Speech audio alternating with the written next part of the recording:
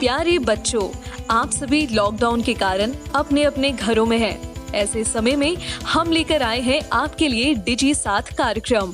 इसके माध्यम से आप प्रत्येक दिन सोमवार से शुक्रवार तक पूर्वाह्न 10 से 12 तथा अपराह्न 1 से 2 बजे तक अपने अपने कक्षाओं के अनुरूप कार्यक्रम देख सकेंगे। स्कूली शिक्षा एवं साक्षरता विभाग, झारखंड। नमस्कार दोस्तों, आप सबका झारखंड सरकार के डिजी साथ प्रोग्राम में स्वागत है। आइए देखते हैं कि आज हम क्या पढ़ेंगे। तो दोस्तों, एपिसोड की शुरुआत में हम 10वीं कक्षा में पढ़ेंगे इंग्लिश ग्रामर से प्रेपोजिशन। हम इसका दूसरा भाग देखेंगे आज। और साथ ही 10वीं कक्षा की हिंदी में हम पढ़ेंगे मुहावरे। इसका भी हम आज दूसरा भाग देखेंगे। साथ ही 12वीं कक्षा में हम पढ़ेंगे गणित का अध्याय सांतत्य तथा अवकलनीयता। हम इस अध्याय का 7वां भाग देखेंगे आज और उन पर आधारित कुछ रोचक प्रश्नों को भी जानेंगे।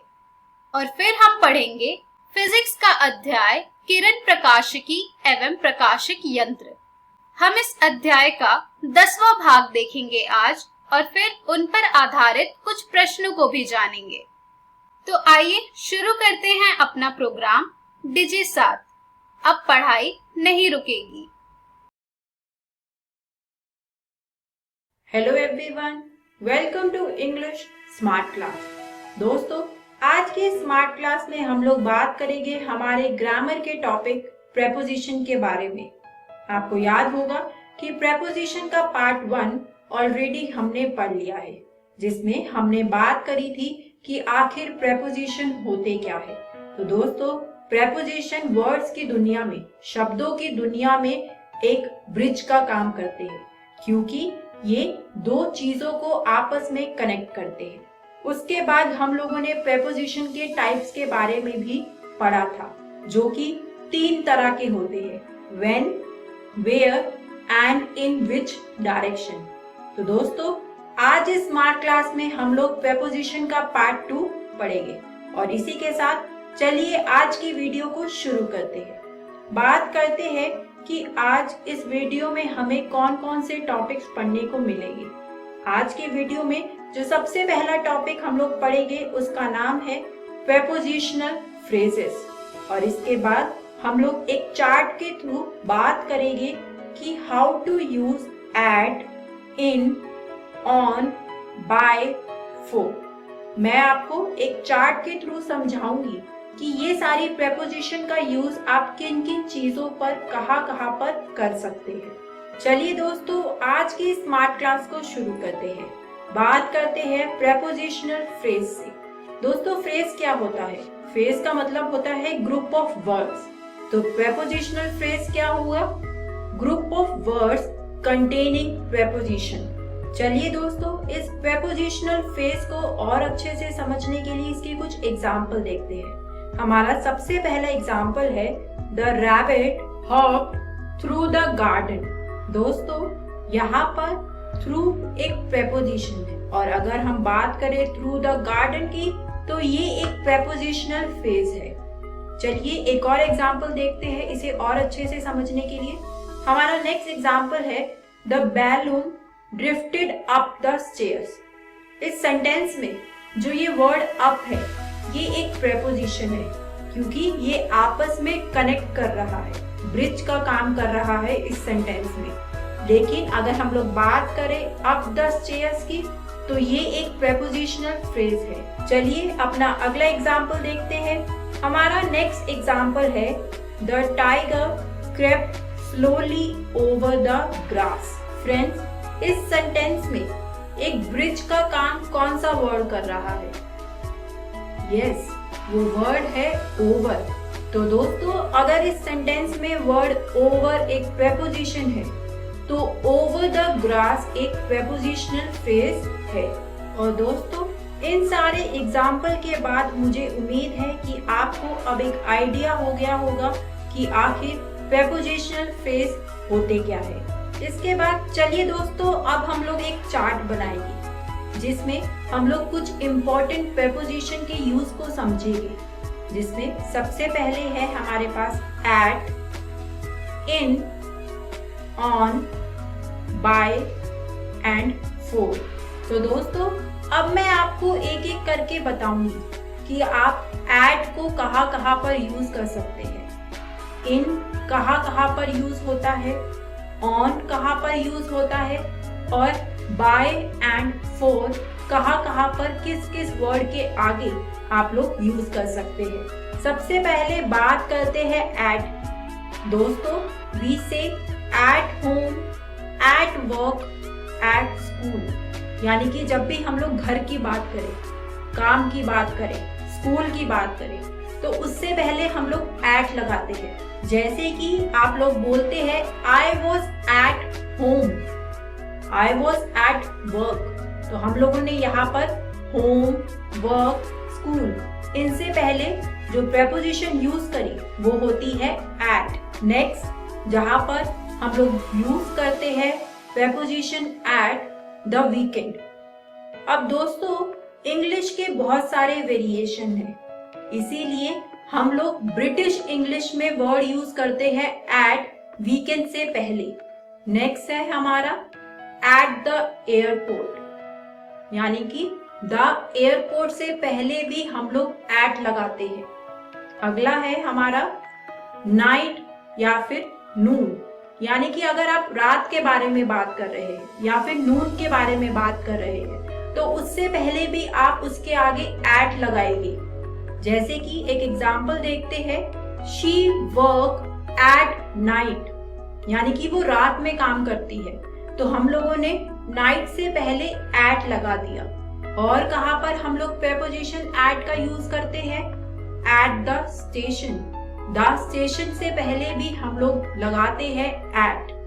नेक्स्ट द टॉप या फिर बॉटम, इससे पहले भी हम लोग एट लगाते हैं, at the top, at the bottom.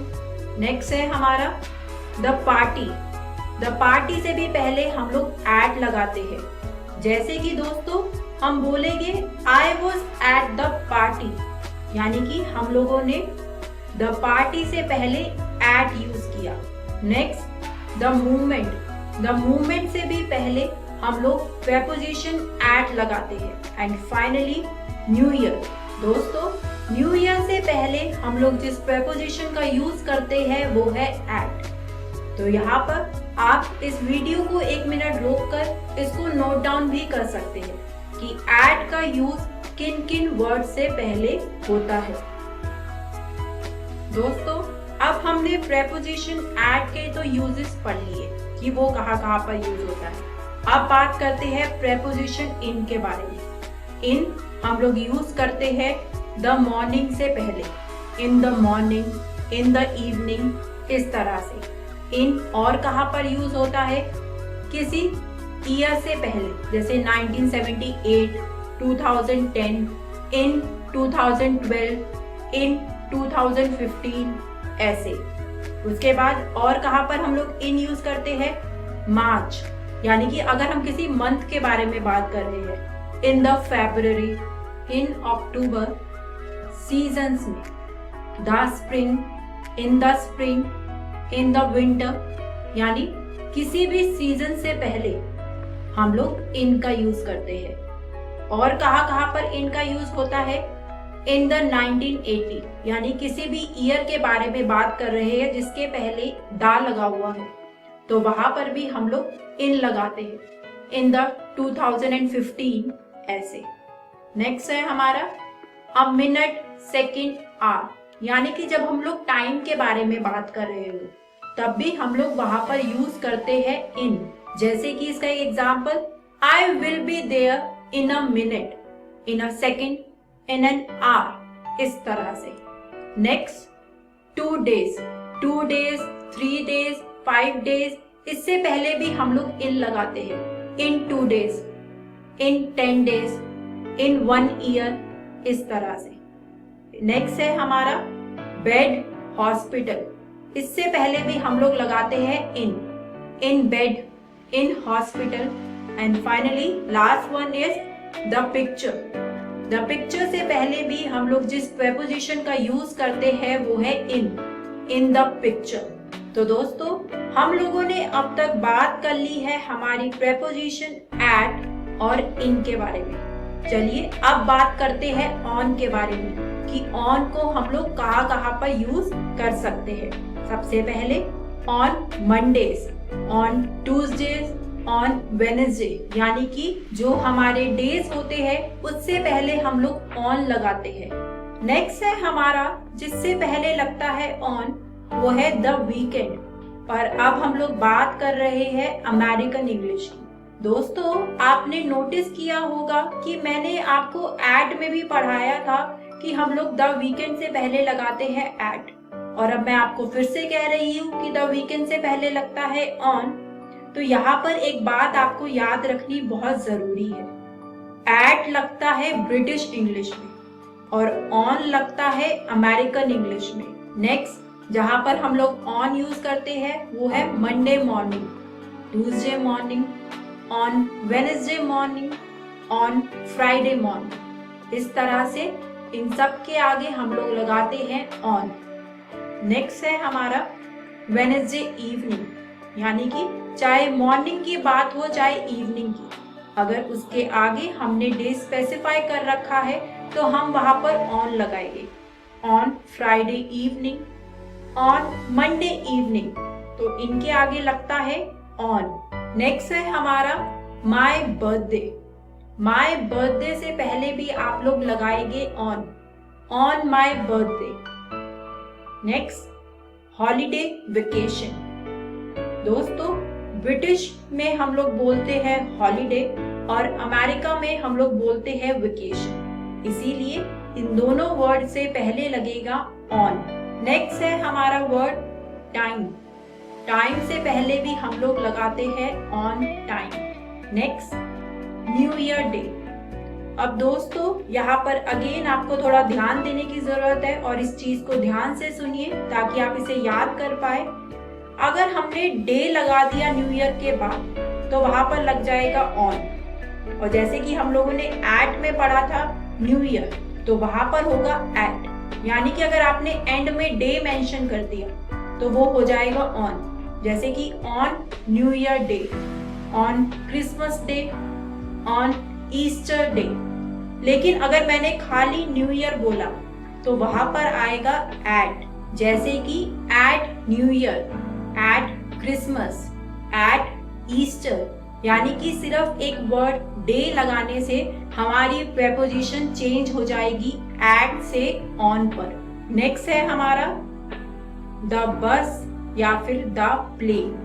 The bus और द प्लेन से पहले भी हम लोग ऑन लगाते हैं, on the bus, on the plane. तो दोस्तों अब हमने 3 प्रेपोजिशन के बारे में पढ़ लिया, एट, इन, ऑन, कि ये कहाँ पर कैसे कैसे यूज होती है। बात करते हैं अब बाय के बारे में। बाय हम लोग किससे पहले लगाते हैं, कार या फिर train. By car, by train. जैसे कि इसका एक एग्जाम्पल देखते हैं, how do you prefer to travel, by car, by train, कि आप किस तरह से ट्रैवल करना पसंद करते हैं, बाय कार, बाय ट्रेन। तो यहाँ पर हमने कार ट्रेन से पहले क्या यूज किया, बाय। अगला है हमारा जिससे पहले हम लोग बाय यूज करते हैं वो है ship, by ship. Next plane, by plane, यानी कि कार, ट्रेन, शिप, प्लेन, इन सबसे पहले यूज होता है बाय। नेक्स्ट है हमारा सी, बाय सी। नेक्स्ट है by air. Next by land, यानी कि इन सबसे पहले यूज होता है बाय। और दोस्तों आपको एक और चीज याद रखने की जरूरत है, अगर हम लोग इनसे पहले लगा देते हैं एक आर्टिकल तो फिर वहां पर बाय नहीं लगेगा। जैसे कि अगर कार ट्रेन से पहले लग जाए दा, तो वहां पर फिर बाय नहीं यूज होगा, वहां पर यूज होगा इन। जैसे कि in the car, in the train. Ship से पहले अगर हम लोग दा लगा दे तो on the ship, on the plane. Sea से पहले अगर हम लोग दा लगा दे तो इन द शिप, तो इस तरह से। तो यहाँ पर ये चीज आपको ध्यान रखनी जरूरी है। अगर शिप से पहले दा नहीं लगा हुआ तो बाय आएगा, लेकिन अगर शिप से पहले दा लग गया तो वहां पर प्रेपोजिशन चेंज हो जाएगी। नेक्स्ट हम लोग बाय कब यूज करते हैं? By tomorrow, by next month, and finally at the end by next year. तो दोस्तों इन सब से पहले लगता है बाय। तो अब हमने बात कर ली एट, इन, ऑन, बाय के बारे में। एंड फाइनली अब हमारी लास्ट प्रेपोजिशन बची है फॉर। चलिए देखते हैं कि फॉर कहाँ कहाँ पर यूज होता है। फॉर हम लोग बोलते हैं अ वॉक। अ वॉक से पहले हम लोग यूज करते हैं जो प्रेपोजिशन वो है फॉर अ वॉक। नेक्स्ट हम फॉर यूज करते हैं अ चेंज से भी पहले, फॉर अ चेंज। अगला है हमारा एन आर। एन आर से पहले भी हम लोग लगाते हैं फॉर। नेक्स्ट है फॉर 2 days, फॉर 3 days, उससे पहले भी हम लोग यूज करते हैं फॉर 3 weeks। जैसे कि example, I have been learning English for 3 weeks। हम लोग फॉर यूज करते हैं प्रेजेंट परफेक्ट कॉन्टिन्यूस के साथ। नेक्स्ट फॉर यूज होता है 5 years। जैसे कि अगेन हम अपना सेम एग्जाम्पल लेते हैं, I have been learning English for 5 years। And finally for use होता है ब्रेकफास्ट और लंच से पहले, फॉर ब्रेकफास्ट, फॉर लंच। और दोस्तों इसी के साथ हमारा ये चार्ट यहीं पर कंप्लीट होता है। इस चार्ट में हम लोगों ने क्या सीखा कि किस तरह से preposition at, in, on, by, for इनका हम लोग यूज कर सकते हैं। आप लोग ये वीडियो यहाँ पर पॉज करके इस चार्ट को नोट डाउन भी कर सकते हैं ताकि आपको याद रहे कि किससे पहले क्या प्रेपोजिशन यूज होनी है। बात करते हैं कि आज इस वीडियो में हमने क्या सीखा। आज इस वीडियो में हम लोगों ने बात करी प्रेपोजिशनल फ्रेज के बारे में, और उसके बाद हम लोगों ने how to use at, in, on, by, for इनके यूजेस को जाना कि एट किससे पहले लगता है, इन किससे पहले लगता है, ऑन, बाय, फॉर ये जो प्रेपोजिशन है इनको कहाँ कहाँ पर कैसे यूज करते हैं। दोस्तों इससे अगली वीडियो में हम लोग बात करेंगे हमारे प्रेपोजिशन के प्रैक्टिस क्वेश्चन की। तो दोस्तों अब मैं आपसे मिलूंगी नेक्स्ट वीडियो में। Thank you.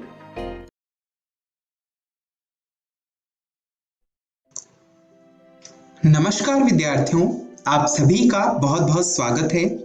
आज हम हिंदी व्याकरण का एक बहुत ही रोचक विषय पढ़ रहे हैं जिसका नाम है मुहावरे। इससे संबंधित हम पहले भी एक वीडियो देख चुके हैं। आइए देखते हैं कि आज की इस वीडियो में हम क्या कुछ पढ़ने वाले हैं। जैसा कि आप सभी को मालूम है कि पिछली वीडियो में हमने मुहावरे का अर्थ और मुहावरे की आवश्यकता और उसकी विशेषताओं पर चर्चा की थी। आज की इस वीडियो में हम मुहावरों का प्रयोग करते समय कौन कौन सी सावधानियां रखनी चाहिए, क्या बातें ध्यान में रखनी चाहिए, उस पर चर्चा करेंगे और साथ ही मुहावरों को अर्थ सहित समझेंगे कुछ उदाहरणों से। आइए विद्यार्थियों शुरू करते हैं ये वीडियो। आप अपनी कॉपी और कलम लेकर तैयार हो जाइए। आइए सबसे पहले जानते हैं कि मुहावरों को कैसे प्रयोग किया जाता है। सबसे पहली बात तो यह कि मुहावरों के रूप को बदला नहीं जा सकता। इनमें प्रयुक्त शब्द को उसी रूप में स्वीकार करना होता है। अब ये कैसे कह सकते हैं हम, एक उदाहरण से समझते हैं। पहला है अंग टूटना। यह एक मुहावरा है। अंग टूटने का मतलब है शरीर में दर्द होना, है ना। तो अब इसे हम यह नहीं कह सकते कि शरीर टूटना। यहाँ पर अंग और शरीर जो है वो दोनों ही पर्यायवाची शब्द हैं, पर इन दोनों को हम स्थानांतरित नहीं कर सकते। अंग टूटना जो है वो सही मुहावरा है, जबकि शरीर टूटना गलत। अब आप कहेंगे कि भाई ये तो बिल्कुल विचित्र बात है कि अंग और शरीर दोनों का अर्थ तो एक ही है और फिर मुहावरों में अर्थ का महत्व भी नहीं होता, कुछ और ही अर्थ होता है। तो फिर शब्दों की हेराफेरी क्यों नहीं कर सकते? इसलिए नहीं कर सकते क्योंकि मुहावरों की विशेषता है कि वे कई वर्षों के अभ्यास से हमारी संस्कृति में चली आ रही है, तो उस अभ्यास को तोड़ने का कोई उचित मतलब नहीं होता। इसीलिए मुहावरे के रूप को नहीं बदला जा सकता और इनमें जो शब्द होते हैं उसको उसी रूप में स्वीकार करना होता है। आइए अब जानते हैं सावधानी संख्या 2 कि हमें दूसरे नंबर पे कौन सी सावधानी बरतनी है। वास्तविक अर्थ के साथ मुहावरों का प्रयोग न करके रूढ़ अर्थ के साथ इनका प्रयोग किया जाता है। उदाहरण के लिए अगर मैं कहूं कि राकेश हवा में उड़ने लगा है, अब इसका मतलब तो यह नहीं है कि राकेश सच में हवा में उड़ने लगा है। इसका मतलब यह है कि जो राकेश है उसको अति आत्मविश्वास हो गया, ओवर कॉन्फिडेंस हो गया, है ना।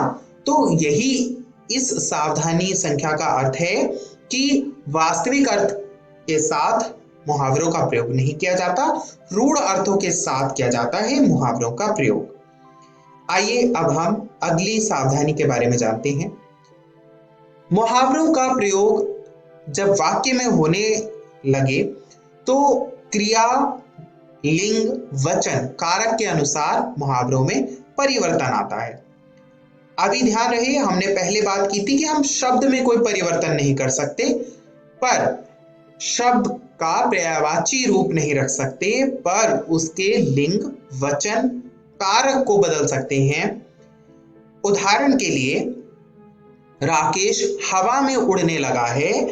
अब हवा में उड़ना ये एक मुहावरा है, पर अगर यही किसी लड़की के लिए प्रयोग किया जाएगा तो हम कह सकते हैं कि वह हवा में उड़ने लगी है। तो यहां पर लिंग के अनुसार हमने मुहावरे की क्रिया को बदल दिया। इसीलिए मुहावरों का जब वाक्य में प्रयोग होता है तो मुहावरे की जो क्रिया है वो वाक्य के लिंग, वचन और कारक के अनुसार परिवर्तित हो जाती है। आइए अब हम अगली सावधानी के बारे में जानते हैं। अगली सावधानी है कि मुहावरों का वाक्य में प्रयोग करते समय उसके लाक्षणिक अर्थ की जानकारी होनी चाहिए। अब यह तो बहुत ही स्वाभाविक सी बात है कि अगर हम किसी भी मुहावरे का प्रयोग कर रहे हैं तो उसका जो अर्थ है वो हमें पता होना चाहिए, और ना केवल शाब्दिक अर्थ पता होना चाहिए बल्कि उसका लाक्षणिक अर्थ पता होना चाहिए। शाब्दिक अर्थ मुहावरों में उतना महत्व नहीं रखता बल्कि ना के बराबर महत्व है, वहीं लाक्षणिक अर्थ जो है उसी की महत्ता होती है। अब ये लाक्षणिक अर्थ क्या है? देखिए, जब शब्द के आधार पर ही अर्थ निकाला जाता है तो उसे कहते हैं अभिधार्थ, और जब शब्द का अर्थ किसी लक्षण के आधार पर, गुण के आधार पर निकाला जाता है तो उसे कहते हैं लाक्षणिक अर्थ। तो मुहावरों में लाक्षणिक अर्थ होता है, तो उसकी जानकारी प्रयोगकर्ता को होनी चाहिए कि जिस मुहावरे का वो प्रयोग कर रहा है उसका अर्थ क्या है ना। आइए अब हम अगली सावधानी की चर्चा करते हैं। अगली सावधानी ये है कि मुहावरों का प्रयोग सीमित तथा आवश्यकता अनुसार होना चाहिए। अब अगर हम एक वाक्य लिख रहे हैं और उस वाक्य में हमने मुहावरे का प्रयोग किया, अगला वाक्य लिखा उसमें भी मुहावरे का प्रयोग किया, अगला वाक्य लिखा उसमें भी मुहावरे का प्रयोग किया, इस प्रकार पूरे अनुच्छेद में जितने मुहावरे लिखे हमने उतने ही वाक्य लिख दिए, तो वाक्य कम मुहावरे ज्यादा और जो भाषा है वो प्रभावशाली होने से अधिक कठिन और बहुत ही अरोचक हो जाएगी, मतलब उसकी रोचकता छिन जाएगी। तो मुहावरे का प्रयोग सीमित होना चाहिए और इतना सटीक होना चाहिए कि जहां पर प्रयोग हो रहा है उस स्थल की अभिव्यक्ति विशेष तौर पर हो, अच्छी स्तर पर हो, मतलब उसका कोई अलग अर्थ ना हो, यानी लक्षणार्थ जो है वो बिल्कुल सही सही बैठ जाए, है ना। आइए अब हम अगली सावधानी की चर्चा करते हैं। अब यह अंतिम सावधानी है जो छठे संख्या पर है ये सावधानी। आइए अब हम जानते हैं ये कौन सी सावधानी है। इस सावधानी में यह है कि इसका प्रयोग लोगों की निंदा, कमियां व दोष दिखाने के लिए नहीं करना चाहिए। देखिए, लोगों की निंदा करना, कमियां व दोष दिखाना एक अलग है और व्यंग करना अलग है। व्यंग करते हैं हम किसी भी व्यक्ति के व्यक्तित्व को देखकर उसकी अच्छाइयां और बुराइयां पहचान कर उस पर कुछ कहना, है ना, और उसके सुधार की आशा होती है उसमें। पर जो निंदा है वो बुराई होती है, वो नकारात्मक भाव है।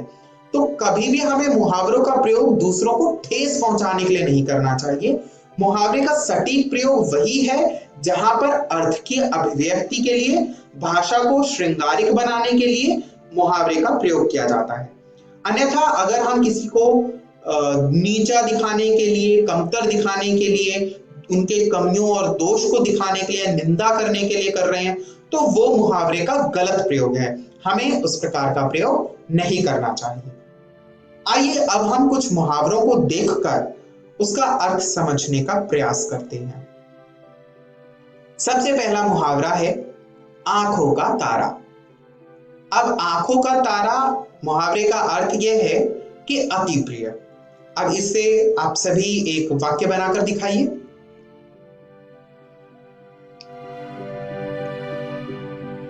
मुझे आशा है कि अब तक आपने वाक्य बना लिए होंगे। आइए स्क्रीन पर देखते हैं। मैंने भी एक वाक्य बनाया है इस मुहावरे का प्रयोग करके। वह है आशीष अपनी मां की आंखों का तारा है, यानी आशीष अपनी मां को अति प्रिय है ना। आइए अब हम अगला मुहावरा देखते हैं। अगला मुहावरा है मुंह मीठा करना। अब मुंह मीठा करने का अर्थ होता है खुशी बांटना। अब चलिए मेरे साथ इस मुहावरे का प्रयोग करके एक वाक्य लिखिए।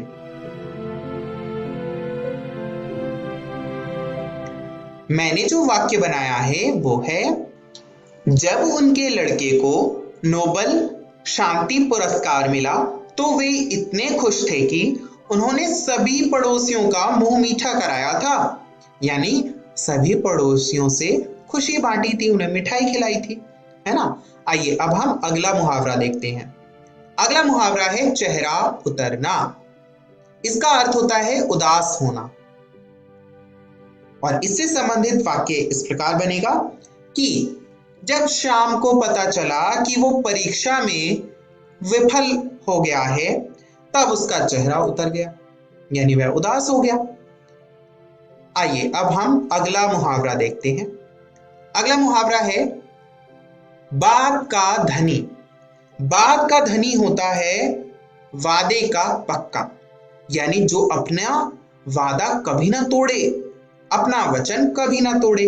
जैसे कि हमारी भारतीय परंपरा है ना, प्राण जाई पर वचन ना जाई। तो इससे संबंधित एक वाक्य बनाइए।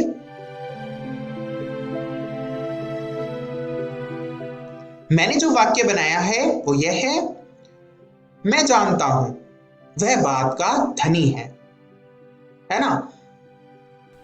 आइए अगला मुहावरा देखते हैं। अगला मुहावरा है बाल बाल बचना। इसका अर्थ होता है किसी संकट से किसी प्रकार निकल जाना। अब जैसे कभी कभी आप गृह कार्य नहीं करके लाते और मैं आपसे पूछता हूं कि आपने गृह कार्य किया या नहीं, तो आप कभी कभी अपने दोस्तों के पीछे छुप जाते होंगे और आपको डांट नहीं पड़ती, इसलिए आप बाल बाल बच जाते हैं। तो इसी प्रकार आइए इस मुहावरे का एक प्रयोग करके देखते हैं। इसका वाक्य में प्रयोग इस प्रकार होगा मैंने आज एक आदमी को देखा जो मरने से बाल बाल बचा। अब देखिए यहां पे हमने वाक्य में जब प्रयोग किया मुहावरे को तो इसमें वचन, काल और कारक के अनुसार परिवर्तन हो गया। आइए जानते हैं आज की इस वीडियो में हमने क्या सीखा। आज की इस वीडियो में हमने जाना कि मुहावरों का प्रयोग कैसे करना है। मुझे आशा है आपको मुहावरों का प्रयोग करना आ गया होगा। घर जाकर इसका अभ्यास जरूर कीजिए और इस वीडियो को देखने के लिए बहुत बहुत धन्यवाद। और मुहावरों को याद करना मत भूलिए। अगली वीडियो में फिर मिलेंगे।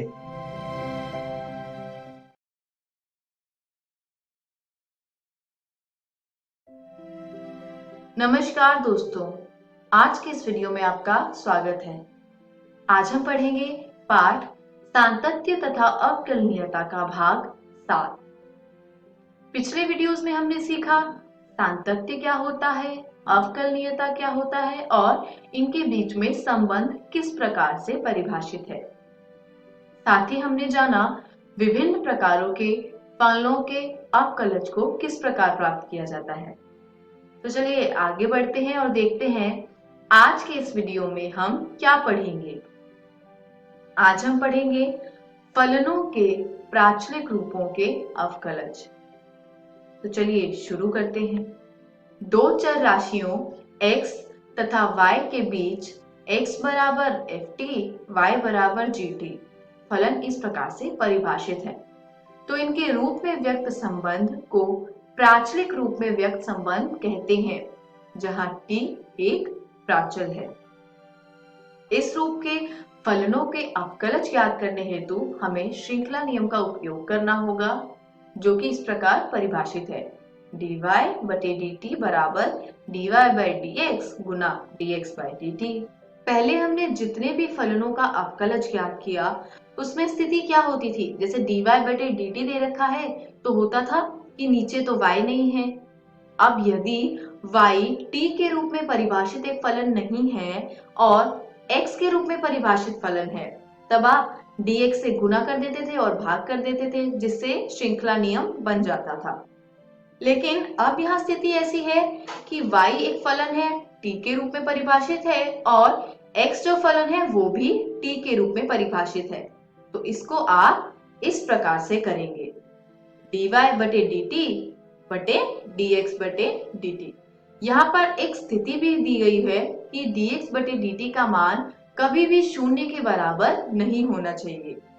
यदि ऐसा होता है तो dy बटे dt का जो अस्तित्व है वह ही मिट जाएगा। तो चलिए आगे बढ़ते हैं। इससे हमें ये पता चला कि dy बटे dx होता है g डैश t बटे f डैश t। कैसे? क्योंकि y बराबर था gt के। अब dy बाई dt क्या होगा? g डैश t और x बराबर था ft के, तो dx बाई dt हो गया f डैश t। तो यहाँ से हम ये कह सकते हैं कि dy बाई dt बराबर है g डैश t के और dx बाई dt बराबर है f डैश t के, जिसका मान जो है कभी भी शून्य के बराबर नहीं हो सकता। आइए आगे बढ़ते हैं और एक उदाहरण देखते हैं। उदाहरण में कहा गया है यदि x बराबर है a cos थीटा के और y बराबर है a sin थीटा के, तो dy बटे dx हमें ज्ञात करना है। पहले हमने जो फलन देखे थे x बराबर ft, y बराबर gt, वो प्राचल t के लिए परिभाषित थे। यहाँ पर प्राचल थीटा है। तो आइए इस उदाहरण को हल करते हैं। सबसे पहले x बराबर है a cos थीटा और y बराबर है a sin थीटा, जहाँ पर a एक अचर पद है और cos थीटा sin थीटा जो है वो फलन है। तो जब आप dx बटे d थीटा निकालेंगे तो आपको मिलेगा माइनस a sin थीटा। ऐसा क्यों? क्योंकि a अचर पद होने के कारण वैसा का वैसा ही हो जाएगा और cos थीटा का अवकलज होता है माइनस sin थीटा, तो ये हो गया माइनस a sin थीटा। उसी प्रकार जब आप y बराबर a sin थीटा का अवकलज ज्ञात करेंगे तो dy बटे d थीटा हो जाएगा a cos थीटा।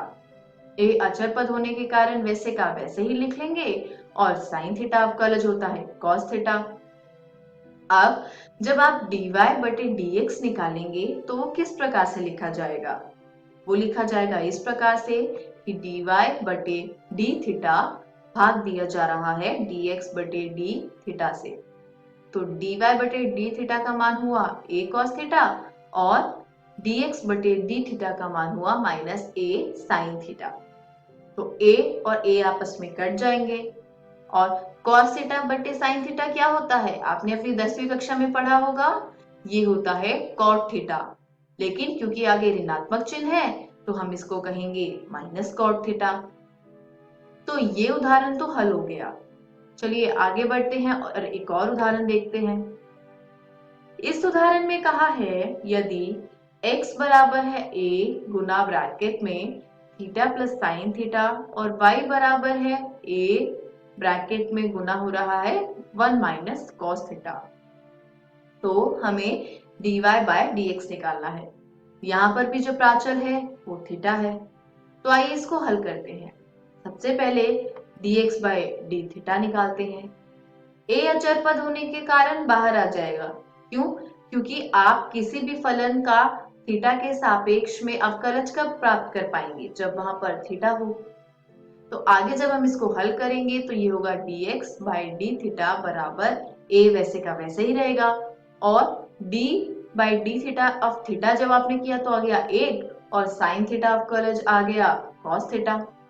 तो dx बाय डी थीटा हो गया a गुना 1 जमा cos थीटा। ठीक उसी प्रकार आप dy बाय डी थीटा निकालेंगे तो आपको प्राप्त होगा dy बाय डी थीटा बराबर हुआ a साइन थीटा के। और ऐसा इसलिए क्योंकि जब आपने देखा कि 1 माइनस कॉस थीटा था, तो कॉस थीटा का अवकलज होता है माइनस साइन थीटा, माइनस आगे लग गया हो गया प्लस साइन थीटा, लेकिन एक में तो थीटा का अवकलज है नहीं, एक अचर पद है, उसका अवकलज संभव नहीं है। तो चलिए आगे बढ़ते हैं और dy बटे dx निकालते हैं। अब dy बटे dx होता है dy बटे डी थीटा भाग दिया जाएगा dx बटे डी थीटा से। तो आपने जो dy बटे डी थीटा निकाला उसका मान था a साइन थीटा, और dx बाय डी थीटा का मान था a गुना में 1 जमा cos थीटा। तो यहाँ आप क्या करेंगे, a से a कट जाएगा और हमारे पास बचेगा क्या? हमारे पास बचेगा साइन थीटा बटे में 1 जमा cos थीटा। तो चलिए आगे बढ़ते हैं। अब यहाँ पर आ गया है साइन थीटा बटे 1 प्लस cos थीटा। आप सभी ने कक्षा 11वीं में कुछ सूत्र पढ़े होंगे, जिसमें से एक ये था cos 2 थीटा बराबर होता है 2 cos स्क्वायर थीटा माइनस 1 के। अब इसके क्रम में मैं थोड़ा सा परिवर्तन करती हूँ। ये जो माइनस 1 था उसको मैं ले आई बाईं ओर, तो ये हो जाएगा cos थीटा प्लस 1 बराबर 2 cos स्क्वायर थीटा। अब इसको हम इस तरीके से भी लिख सकते हैं, cos 2 थीटा प्लस 1 बराबर हुआ 2 cos स्क्वायर थीटा के। अब यहाँ ध्यान देने वाली बात यह है कि बाएं पक्ष में जो कोण है वो है 2 थीटा, और दाएं पक्ष में जो कोण है वो है थीटा। यानी इस सूत्र में जो cos 2 थीटा है जमा 1, वहां पर जो बाईं ओर है वो जो भी कोण होगा दाईं ओर आके आधा हो जाएगा। जैसे कि यदि मैं लिखूं cos थीटा प्लस 1, तो बाईं ओर क्या है, कोण थीटा है, उसका आधा हो जाएगा इधर आके, हो जाएगा बराबर 2 cos स्क्वायर थीटा बाय 2। अब आप सोचे होंगे इसका उपयोग होगा कहाँ? ध्यान से देखिए, आपके सामने जो भिन्न दे रखा है उसके हर में है 1 प्लस cos थीटा, वहां पर हम ये मान डालेंगे। आइए एक और सूत्र देखते हैं। हमने पढ़ा था साइन 2 थीटा बराबर 2 sine theta into cos theta. यहां पर भी ठीक वही हो रहा है। बाएं पक्ष में कोण 2 थीटा है और दाएं पक्ष में थीटा, यानी कोण जो है वो आधा हो रहा है। तो अगर मैं साइन थीटा ले लूं तो वहां पर दाईं ओर क्या होएगा, कोण थीटा बाय 2। अब हम क्या करेंगे, ये जो दोनों मान हमने निकाले हैं इसको अपने भिन्न में डालेंगे। साइन थीटा की जगह हो जाएगा 2 sine theta by 2 into cos theta by 2, और नीचे लिखेंगे 2 cos स्क्वायर थीटा बाय 2, जिसको यदि मैं थोड़ा सा खोल के लिखूं तो ऊपर आएगा 2 sine theta by 2 Guna cos theta by 2, और नीचे आएगा 2 cos theta by 2 Guna cos theta by 2। कुछ नहीं किया, बस cos स्क्वायर थीटा बाय 2 को खोल दिया है। अब ये cos थीटा से cos थीटा बाय 2 कट जाएगा और 2 से 2 कट जाएगा, तो हमको मिलेगा tan थीटा बाय 2। क्यों? क्योंकि sin थीटा बाय 2 को जब भाग दिया जाएगा cos थीटा बाय 2 से तो ये हो जाता है tan थीटा बाय 2। इसी के साथ हमारा आज का ये वीडियो यही समाप्त होता है। चलिए आगे बढ़ते हैं और देखते हैं आज हमने क्या सीखा। आज हमने सीखा फलनों के प्राचलिक रूपों के अवकलज। घर जाइए, आपके पाठ 5 पे इस पर संबंधित जितने भी प्रश्न दिए हैं सबका निरंतर अभ्यास कीजिए। किसी भी प्रकार के संदेह एवं सहायता के लिए हम हमेशा उपलब्ध हैं। चलिए आगे बढ़ते हैं और देखते हैं अगली वीडियो में आप क्या देखेंगे। अगली वीडियो में आप जानेंगे द्वितीय कोटि का अवकलज। आशा करती हूँ आज का पाठ आपको समझ आया होगा। धन्यवाद।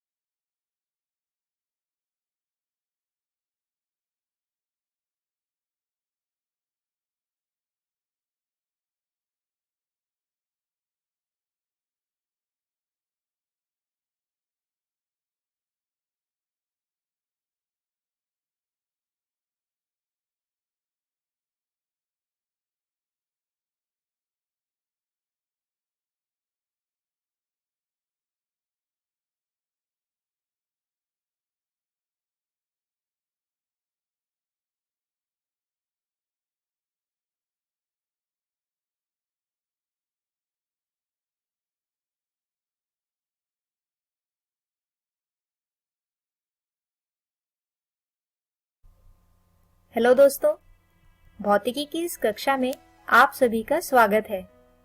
दोस्तों, आज के हमारे इस वीडियो में हम अध्याय 9 किरण प्रकाशिकी एवं प्रकाशिक यंत्र का 10वां भाग समझेंगे और इस भाग में हम समझेंगे प्रकाशिक यंत्र को, जिसमें सबसे पहला प्रकाशिक यंत्र है मानव नेत्र, जिसे आज हम इस वीडियो में समझेंगे और समझेंगे इस यंत्र में आने वाले दोषों को और जानेंगे इन दोषों को कैसे संशोधित किया जा सकता है। तो आइए आज के वीडियो को शुरू करते हैं पहले प्रकाशिक यंत्र मानव नेत्र के साथ।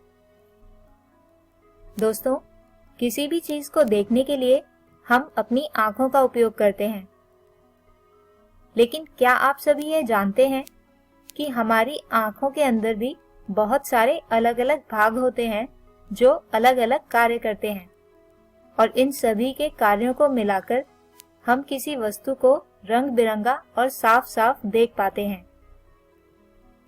अगर हम नेत्र के विभिन्न भागों के बारे में बात करें तो उन्हें आप यहाँ इस चित्र में देख सकते हैं। आइए अब एक एक कर इन भागों को जानते हैं और जानते हैं कि ये भाग क्या कार्य करते हैं। तो दोस्तों, नेत्र में जो स्वच्छ पटल होता है उसे कॉर्निया कहा जाता है और आंख में प्रवेश करने वाले प्रकाश किरणों के लिए अधिकतर अपवर्तन कॉर्निया की बाहरी सतह पर होता है। कॉर्निया के अंदर उपस्थित होती है परितारिका, जो कि एक झिल्ली के जैसे होती है।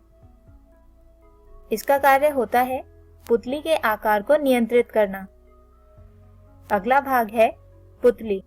वह परितारिका में एक वृत्तीय छिद्र के जैसे होती है और ये आंख में प्रवेश करने वाले प्रकाश की मात्रा को नियंत्रित करता है। आपने इसे कभी देखा भी होगा। कम प्रकाश में ये फैल जाती है और जबकि ज्यादा प्रकाश में ये सिकुड़ जाती है। इसके बाद अगला भाग कहलाता है क्रिस्टलीय लेंस। ये एक स्वच्छ जेलीनुमा पदार्थ से बना होता है। इसका कार्य होता है अपनी वक्रता में परिवर्तन आने पर वस्तुओं को फोकसित करने के लिए आवश्यक फोकस दूरी का बेहतर समायोजन करना। दोस्तों, क्रिस्टलीय लेंस को पकड़ने के लिए एक पेशी होती है जिसे कहा जाता है पक्षमाभी पेशी और इसका कार्य होता है आंख में लेंस के आकार को बदलना।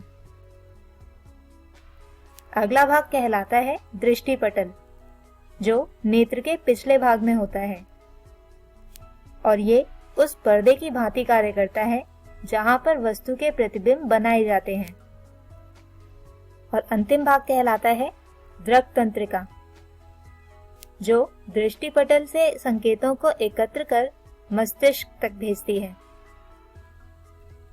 दोस्तों, अगर इन सभी भागों में से कोई एक भाग भी ठीक से अपना कार्य नहीं करता है तो हमें उस नेत्र से ठीक से दिखाई नहीं देगा और ऐसे में हम कहते हैं कि नेत्र में दोष है।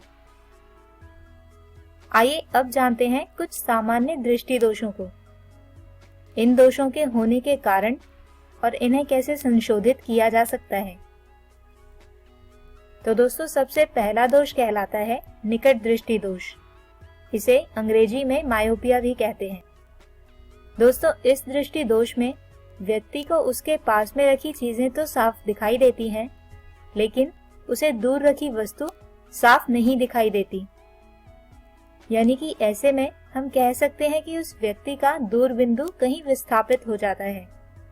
दोस्तों, इस दोष में दूर से आने वाली प्रकाश किरणें जो एक दूसरे के समांतर होती हैं, क्रिस्टलीय लेंस से अपवर्तन के पश्चात दृष्टिपटल पर प्रतिबिंब नहीं बनाती, बल्कि ये किरणें दृष्टिपटल से पहले ही प्रतिबिंब बना देती हैं, जिसकी वजह से वह वस्तु हमें साफ नहीं दिखाई देती। दोस्तों, इस दोष के होने के मुख्यतः दो कारण हैं।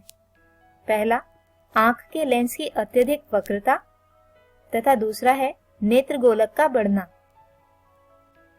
दोस्तों, इस दोष को संशोधित करने के लिए डॉक्टर चश्मे में किसी निश्चित फोकस दूरी के अवतल लेंस उपयोग करने की सलाह देते हैं। क्योंकि अवतल लेंस दूर से आने वाली किरणों का एक आभासी प्रतिबिंब दोषयुक्त नेत्र के निकट बिंदु पर बना देते हैं, जिससे कि अब दोषयुक्त नेत्र इस प्रतिबिंब का एक साफ प्रतिबिंब दृष्टि पटल पर बना सके। आइए अब समझते हैं एक दूसरे दोष को, जिसे कहा जाता है दूरदृष्टि दोष, या अंग्रेजी में इसे कहते हैं हाइपरमेट्रोपिया। दोस्तों, इस दृष्टि दोष में व्यक्ति को दूर रखी चीजें तो साफ दिखाई देती हैं, लेकिन उसे पास में रखी वस्तुएं साफ नहीं दिखाई देती। यानी कि ऐसे में हम कह सकते हैं कि उस व्यक्ति का निकट बिंदु कहीं दूर विस्थापित हो जाता है। दोस्तों, इस दोष में किसी पास में रखी वस्तु से आने वाली प्रकाश की किरणें क्रिस्टलीय लेंस से अपवर्तन के पश्चात दृष्टि पटल पर प्रतिबिंब नहीं बनाती, बल्कि ये प्रकाश किरणें दृष्टि पटल के पीछे एक प्रतिबिंब बनाती हैं, जिसकी वजह से वह वस्तु हमें साफ नहीं दिखाई देती। दोस्तों, इस दोष के होने के भी मुख्यतः दो कारण हैं। पहला, नेत्र लेंस की फोकल लंबाई का बढ़ना, तथा दूसरा, नेत्र गोलक का छोटा होना। इस दोष को संशोधित करने के लिए डॉक्टर चश्मे में किसी निश्चित फोकस दूरी के उत्तल लेंस लगाने की सलाह देते हैं, क्योंकि उत्तल लेंस पास में रखी किसी वस्तु से आने वाली प्रकाशित किरणों का एक आभासी प्रतिबिंब दोषयुक्त नेत्र के दूर बिंदु पर बना देते हैं, जिससे कि अब दोषयुक्त नेत्र इस प्रतिबिंब का एक साफ प्रतिबिंब दृष्टि पटल पर बना सके। इसके अलावा एक तीसरे प्रकार के दोष को कहा जाता है जरा दूर दृष्टि दोष। दोस्तों, ये दोष उम्र के बढ़ने के साथ साथ होता है, और इस दोष में व्यक्ति को ना तो पास में रखी वस्तुएं साफ दिखाई देती हैं और ना ही बहुत ज्यादा दूर रखी वस्तुएं साफ दिखाई देती हैं। इस दोष के होने का कारण है पक्षमाभी पेशियों का कमजोर पड़ना, जिसकी वजह से दोनों ही परिस्थितियों में वस्तु को फोकसित करने के लिए क्रिस्टलीय लेंस को उपयुक्त वक्रता नहीं मिल पाती और वह वस्तु हमें साफ नहीं दिखाई पड़ती। इस दोष को ठीक करने के लिए डॉक्टर द्विफोकल लेंस के चश्मे पहनने की सलाह देते हैं, जिससे कि दोनों ही परिस्थितियों में वस्तु साफ देखी जा सके। दोस्तों, इसी विषय के साथ हम हमारे आज के वीडियो को यहीं पर खत्म करते हैं। आइए अब आज ही के विषयों पर आधारित एक उदाहरण समझते हैं। प्रश्न है, एक व्यक्ति की दूरदृष्टि का दूर बिंदु 2 मीटर है और उसकी दृष्टि का निकट बिंदु 50 सेंटीमीटर है। लेंस की प्रकृति, फोकल लंबाई और क्षमता का पता लगाएं जो उसे दूर की वस्तुओं को देखने के लिए उपयोग करना चाहिए। वस्तुओं को पृथक देखने की कम से कम दूरी 25 सेंटीमीटर है। तो दोस्तों, जैसा कि हमें प्रश्न में दिया गया है कि इस व्यक्ति का दूर बिंदु 2 मीटर पर विस्थापित हो गया है, यानी कि इस स्थिति में व्यक्ति का दूर बिंदु होगा 2 मीटर और इस व्यक्ति को दूर रखी किसी वस्तु को देखने के लिए एक प्रतिबिंब इसके दूर बिंदु पर ही बनाना पड़ेगा। इसका मतलब इस स्थिति में वस्तु की लेंस से दूरी u बराबर होगी अनंत के, जबकि प्रतिबिंब की लेंस से दूरी यानी v बराबर होगी 2 मीटर के। अब दोस्तों, क्योंकि यह प्रतिबिंब एक आभासी प्रतिबिंब होगा, इसीलिए v होना चाहिए ऋणात्मक। तो दोस्तों, लेंस सूत्र का उपयोग कर और इसमें u तथा v का मान रखने पर फोकस दूरी f आती है ऋणात्मक 2 मीटर, यानी कि ये लेंस एक अवतल लेंस होगा जिसकी फोकस दूरी होगी 2 मीटर। इसके अलावा किसी लेंस की क्षमता फोकस दूरी का व्युत्क्रम होती है, यानी कि यहाँ से इस लेंस की क्षमता आती है 0.5 डायोप्टर। तो आइए दोस्तों, अब आज के वीडियो में समझाए गए विषयों को एक बार दोहरा लेते हैं। तो आज के हमारे इस वीडियो में हमने जाना एक प्राकृतिक प्रकाशिक यंत्र मानव नेत्र के बारे में, इसके विभिन्न भागों और उनके कार्यों के बारे में। फिर हमने जाने नेत्रों में होने वाले दृष्टि दोष, जैसे निकट दृष्टि दोष, दूर दृष्टि दोष और जरा दूर दृष्टि दोष के बारे में। अगले वीडियो में हम समझेंगे एक और प्रकाशिक यंत्र माइक्रोस्कोप के बारे में, जो 2 प्रकार के होते हैं, सरल माइक्रोस्कोप तथा संयुक्त माइक्रोस्कोप। तब तक के लिए गुड बाय।